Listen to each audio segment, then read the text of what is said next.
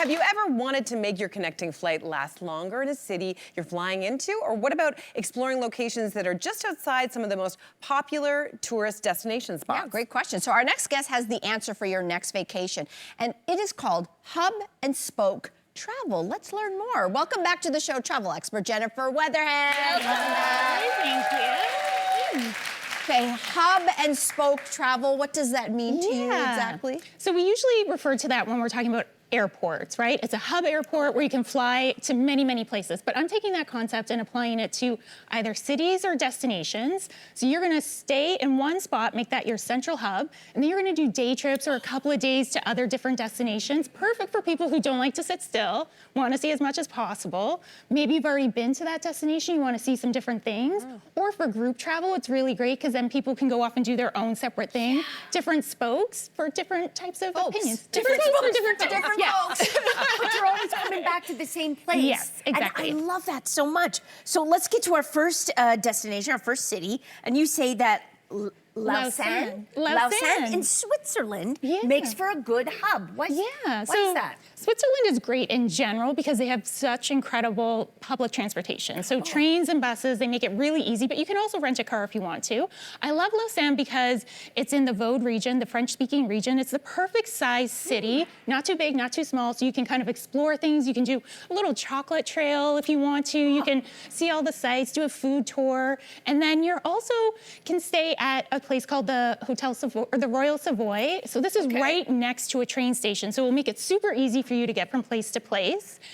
And you also happen to be right next to the wine region in Switzerland. So our first spoke is actually going to be going off to a place where maybe you're going to be sipping on wine, but you're going to relax. So this is the Vallée de Joux, and it's a beautiful spot, rolling hills. There's the Lac de Joux here. If you want to really just kind of pause time, you can stay at the Hotel de Holliger. So this is a watchmaker's hotel where they like you to pause and kind of think and reflect while you're there. You can rent some e-bikes from them. You can cycle along the lake, and you can wake up to cowbells every morning if you want. So good spot to kind of kick off your trip and relax. Another spoke, we can go to an area called Cully, and this is known as the Swiss wine region. So it's in Lavaux. It's a UNESCO heritage site because all of these terraced vineyards are protected. And a little fun fact is that only 1% of Swiss wine is exported. So whatever you're drinking here, you know it's kind of a one-of-a-kind thing. I suggest getting the Chesla because it is their perfect white wine. So you'll be able to visit a few different wineries in this region. And then for the third spoke, we're gonna go do a little bit more adventure, a little bit of wine, and this is in the Nord de Vaudreuil region. And you can, again, visit some wineries and vineyards. You can also learn how oak barrels are made in this area, kind of get a little education, and then you can spend the afternoon truffle hunting. Oh my So this is one of the best regions in Switzerland for truffle hunting. That sounds incredible. Amazing. Okay, we're gonna switch to another hub. I spent some time this summer on the east coast of Canada in Prince Edward Island for our show open, as people have seen.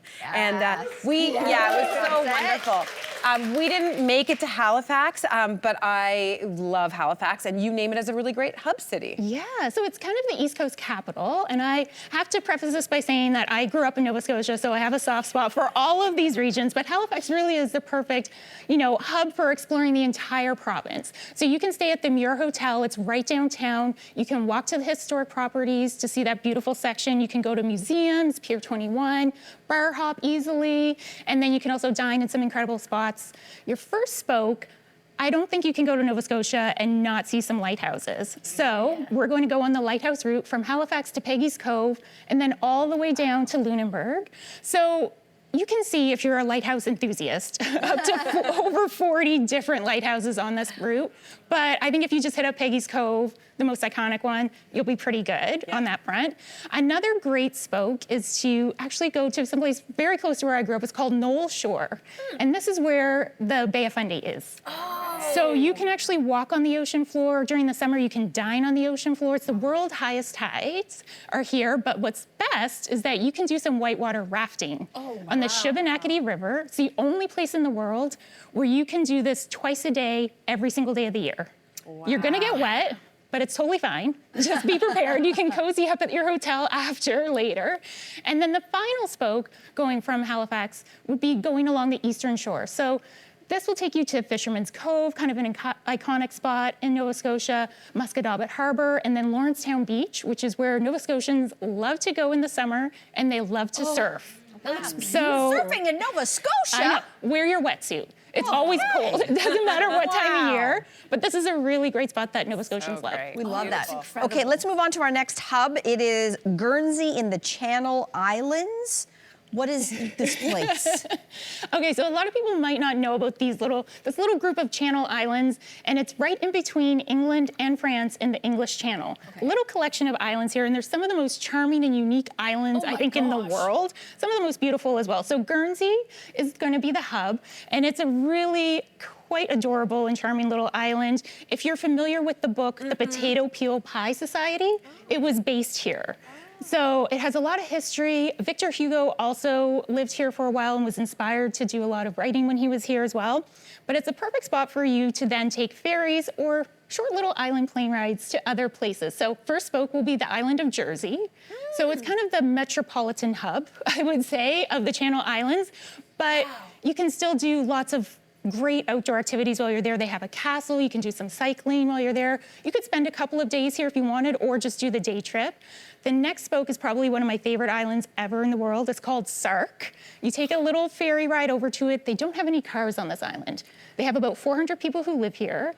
So when you get off the ferry, you're going to get in a wagon on a tractor, and they're going to drive you up to the top where you'll get a bike or a horse and buggy to take you around the island.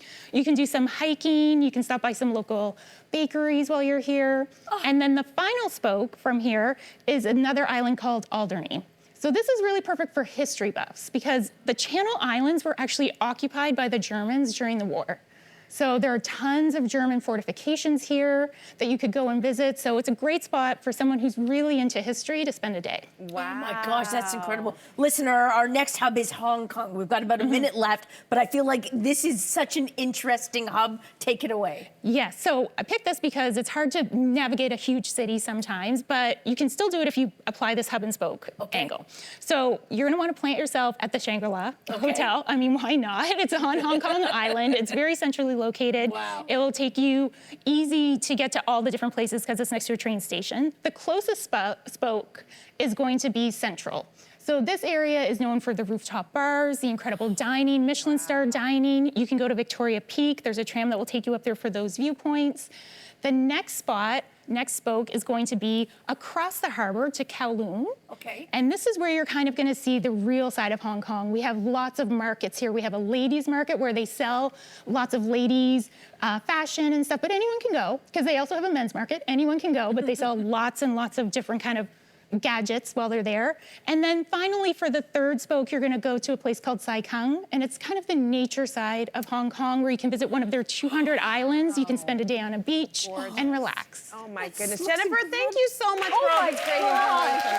Such a great concept. Oh my goodness, all of us wanna go travel now. So good.